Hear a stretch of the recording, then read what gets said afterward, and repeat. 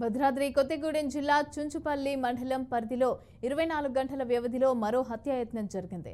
గౌతంపూర్ కాలనీలో ఓ వ్యక్తిపైన మరోవైపు కత్తితో దాడి చేసి పరారయ్యారు. ఇక ఈ ఘటన స్థానికంగా కలకలం రేపింది. పాత కక్షల నేపథ్యంలో రమేష్ అనే వ్యక్తి కత్తితో ఈశ్వర్ అనే వ్యక్తి ఇంట్లోకి వెళ్లి అతని భార్య ముందే కడుపులో కత్తితో పొడిచాడు. ఇక అనంతరం అక్కడి నుంచి పారిపోయాడు. దీంతో భార్య కేకలు వేయగా చుట్టుపక్కల వారు వెళ్లి రక్తపు మడుగులో ఉన్న ఈశ్వర్ను ఆసుపత్రికి తరలించారు.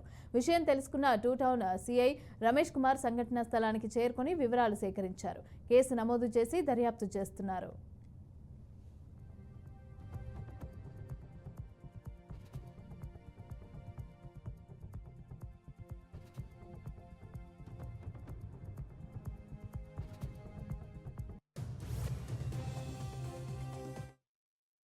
పెట్టుకొని అతను అట్లా చేశాడు. అతను ఇంటి ముందుకు వచ్చి మంచితనంగా మాట్లాడి అది అట్లా జరిగింది. గొడవ ఎందుకు జరిగిందో నాకైతే తెలియదు. ఆయన ఇంటి ముందుకైతే వచ్చిండు, మంచితనంగా మాట్లాడుతూ ఉంటే సమాధానం చెప్పిండు.